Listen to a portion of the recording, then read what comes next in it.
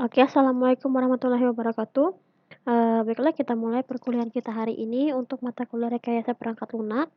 Nah, kita masih akan membahas tentang UML diagram, yang mana pada minggu lalu kita sudah mempelajari tentang use case dan activity diagram. Nah, selanjutnya kita akan membuat sequence diagram. Jadi, apa itu sequence diagram? Nah, kalau untuk bahasa Indonesia sendiri, sequence ini adalah urutan ya. Jadi berarti sequence diagram ini adalah diagram urutan. Nah, jadi diagram sequence merupakan salah satu diagram interaksi yang menjelaskan bagaimana suatu operasi itu dilakukan, message apa yang dikirim, dan kapan pelaksanaannya. Kegunaannya untuk menunjukkan rangkaian pesan yang dikirim antar objek, juga interaksi antar objek yang terjadi pada titik tertentu dalam eksekusi sistem. Objek-objek yang berkaitan dengan proses berjalannya operasi diurutkan dari kiri ke kanan berdasarkan waktu kejadiannya dalam pesan yang terurut. Sequence diagram adalah alat komunikasi sistem analis dengan programmer, menggambarkan alur proses bekerjanya software sekaligus dengan komposisi software akan seperti apa. Objek pada diagram sequence digambarkan dengan segi empat yang berisi nama dari objek yang digarisbawahi. Atau bisa jadi nanti kita juga menggunakan simbol-simbol khusus dari uh, sequence diagram. Nah, ini untuk penamaannya kalau kita menggunakan semuanya menggunakan objek, jadi seperti ini penamaan untuk nama kelas, nama objek dan kelas, lalu ini nama objek. Nah, dalam diagram sequence, setiap objek hanya memiliki garis yang digambarkan garis putus-putus ke bawah atau disebut lifeline. Pesan antar objek digambarkan dengan anak panah dari objek yang mengirimkan ke pesan objek yang menerima pesan. Nah, jadi sequence diagram ini kita buat berdasarkan diagram activity yang kita buat kemarin ya. Nah, kalau kita kemarin kan sudah mempelajari use case. Nah, jadi inti dari pembuatan UML itu adalah use case. Kalau use case-nya salah, maka semua diagram ke belakangnya itu akan salah. Jadi, pastikan dulu untuk use case-nya itu alurnya benar.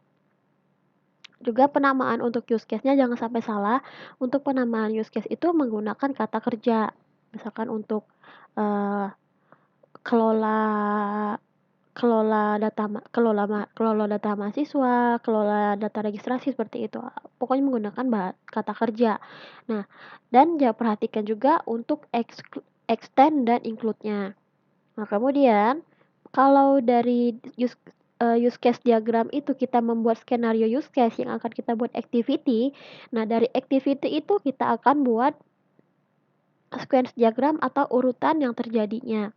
Nah, jadi di sini kita ada untuk simbol-simbol pada sequence diagram, ini untuk actor atau ada yang ini tadi untuk objek, fungsinya sama. Ada juga beberapa yang membuat semua simbol yang digunakan di sequence itu menggunakan kotak ini, tapi lebih baik kita menggunakan simbol dengan fungsinya. Nah, di sini ada untuk simbol entity. Nah, entity ini menggambarkan hubungan kegiatan yang akan dilakukan atau bisa juga disebut sebagai database-nya ya, entity class atau database. Kemudian ada boundary. Nah, boundary ini untuk menggambarkan form. Kalau misalkan kita mengisi form login atau form mahasiswa, seperti itu menggunakan simbol boundary class. Nah, dari boundary ke entity class ini ada penghubung namanya control class. Nah, control class ini menggambarkan penghubung antara boundary dengan tabel. Nah, dari misalkan kita ingin melakukan login nih. Login itu pasti akan menghubungkan ke database. Nah, jadi antara form ke database itu ada control class sebagai kontrolnya. Misalnya seperti untuk autentifikasi PIN atau verifikasi data gitu ya. Lalu ini ada untuk lifeline-nya, menggambarkan tempat mulai dan berakhirnya sebuah message. Lalu ada message, yaitu pesan yang dikirimkan. Nah, ini ada contoh untuk sequence diagram memasukkan PIN pada ATM. Nah, di sini ada aktornya nasabah, lalu ada formnya ini menu PIN. Di sini kita akan memasukkan PIN-nya nanti. Nah, lalu ada manajer validasi untuk melakukan verifikasi data pada menu login. Nah, untuk masuk ke menu login ini. Kemudian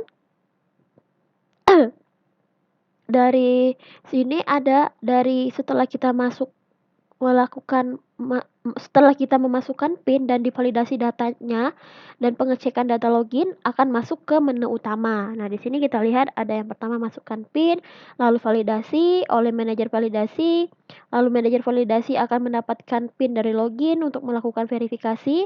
Nah, jika datanya benar, maka ini ada decision ya. Nah, kalau kemarin kan kita sudah bikin di kelas diagram itu ada decision atau keputusan. Nah, kalau PIN-nya valid, maka manajer validasi akan menampilkan menu utama. Tapi jika tidak, maka manajer validasi akan menampilkan bahwa PIN-nya salah. Lalu akan memasukkan menu PIN lagi. Nah, di sini ada juga lagi decision. Kalau misalkan lebih dari 3 kali memasukkan PIN, maka akan terjadi pemblokiran akun dan manajer validasi akan menampilkan pesan kesalahan. Tapi jika tidak lebih dari 3 kali, maka langsung saja masuk ke menu PIN.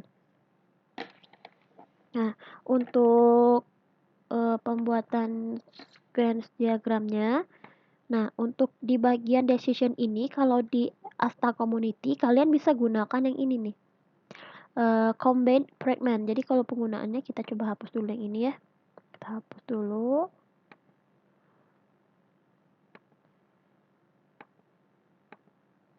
Nah, jadi kita pilih saja ini untuk decisionnya, kita masukkan di sini. Nah, lalu kita buat untuk alternatifnya, kita buat namanya misalkan lebih dari 3 kali. Ini untuk decisionnya ya. Nah, ini berarti ada decision lebih dari 3 kali. Lalu untuk operannya ada kita pilih yang pertama ada misalkan tidak. Lalu ada add lagi misalkan ya. Karena misalkan ya. Nah, di sini kita tarik. Nah, jadi ini untuk kondisi 1 dan ini kondisi 2. Nah, kalau misalkan PIN-nya terblokir atau lebih dari 3 kali, maka dia akan memasukkan pesan memblokir akun. Nah, ini untuk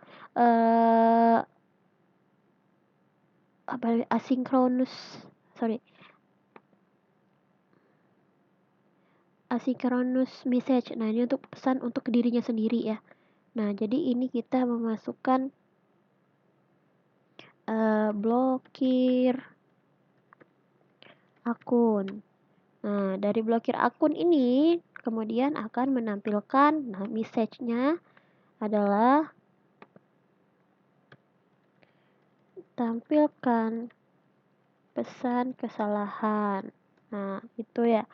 Jadi seperti itu untuk membuat decision-nya. Nah, kemudian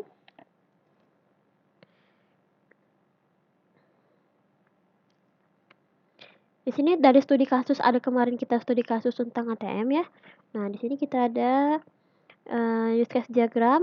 Nah, di sini kita mempunyai berapa use case? 1, 2, 3, 4, 5, 6, 7. Nah, ini ada 7 use case. Ini tidak termasuk karena ini merupakan tampilan utamanya ya. Jadi yang dihitung yang ini saja nih, yang dilakukan kegiatannya. Ada 7 use case. Nah, dari 7 use case ini kan kita buat 7 activity. Ya, ada memasukkan kartu, memasukkan PIN, mengecek saldo, mengambil uang, mengupdate informasi kotak deposit, dan keluar sistem. Nah, ada 7 ya.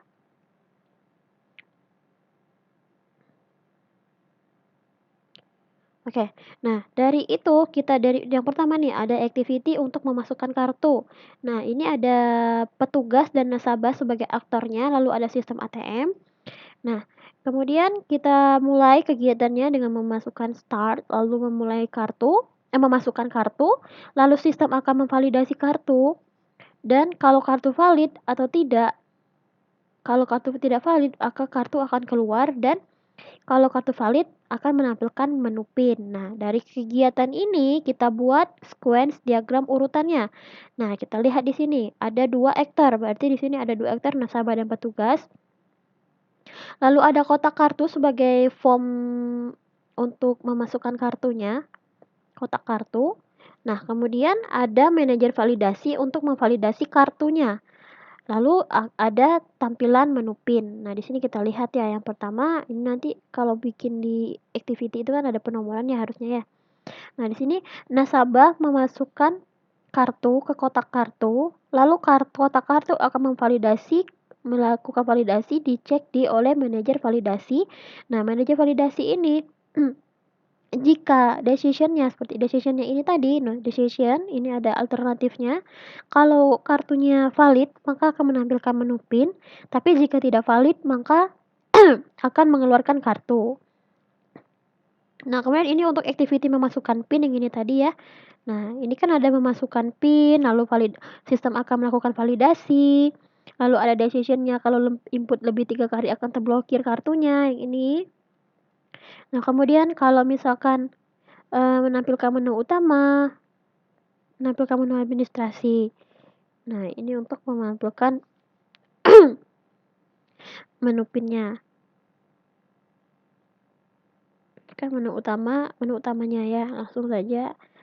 Kemudian ada untuk activity mengecek saldo. Di sini ada nasabah, sistem ATM, dan sistem perbankan. Kita lihat. Di sini ada nasabah, lalu ada sistem inti perbankan. Nah, jadi di sini kita nasabah melakukan pilih cek saldo dari menu utama, lalu akan sistem ATM melakukan request cek saldo, lalu sistem perbankan akan memproses cek saldo dan akan menampilkan menu pengecekan saldo. Nah, di sini kita lihat untuk sequence diagramnya. Ada nasabah sebagai aktor, lalu ada form menu utama, lalu ada validasi manajer pengecekan saldo, ini ya. Lalu ada balance. Nah, balance ini adalah entity. Entity ini berarti data yang tersimpan atau saldo yang tersimpan pada data akun kita. Nah, ini balance, ini entity-nya, lalu ada menu pengecekan saldo dan sistem inti perbankan. Nah, di sini kita lihat untuk alur urutannya. Nasabah memilih pengecekan saldo pada menu utama, lalu menu utama akan melakukan pengecekan saldo pada kontrol. Nah, kontrol ini akan mendapatkan saldo pada sistem inti perbankan. Nah, sistem inti perbankan ini nanti setelah itu kontrol pengecekan saldo melakukan set saldo ke balance ini. Balance ini berarti saldo yang tersimpan pada akun kita. Nah, kalau misalkan sudah selesai, maka kontrol manajer pengecekan saldo ini akan menampilkan pada menu pengecekan saldo. Jadi gitu ya prosesnya. Nah, kemudian untuk bentar. Kita coba buat contoh untuk misalkan pembuatan diagramnya ya. Nah, untuk memasukkan objek atau aktor, nah di sini untuk pemilihannya ada di sini. Nah, kalau misalkan ada beberapa orang juga membuat untuk seperti ini. Misalkan untuk ini adalah nasabah.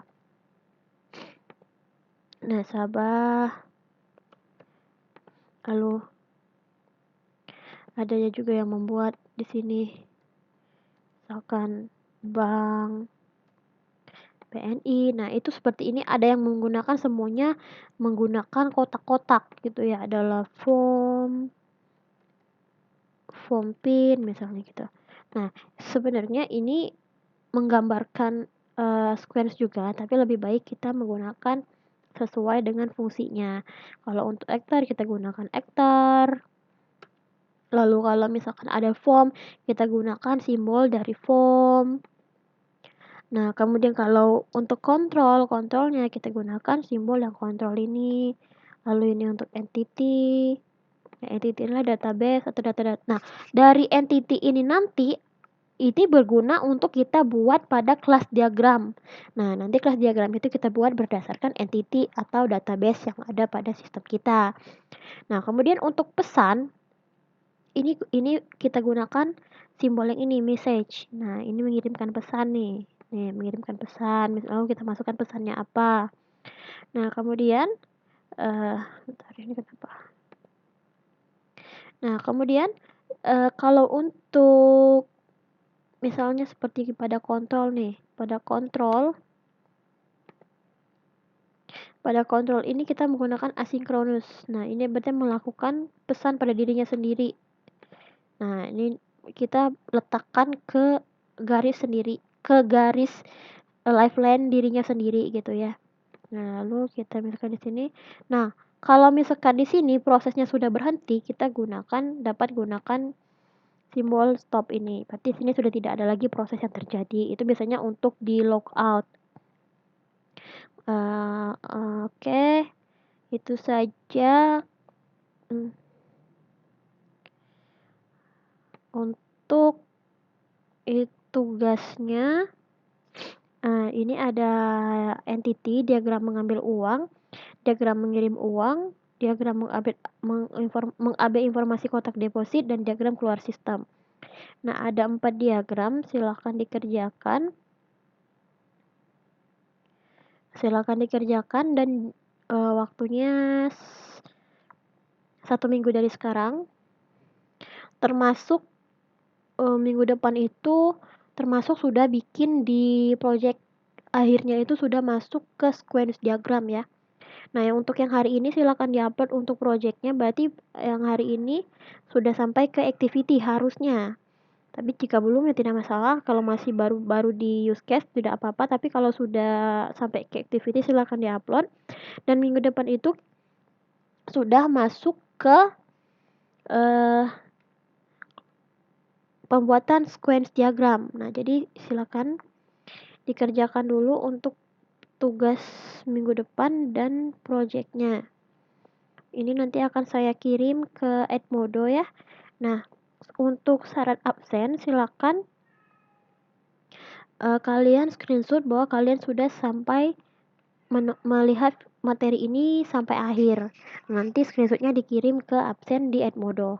Oke, sekian untuk materi hari ini. Saya tutup. Assalamualaikum warahmatullahi wabarakatuh.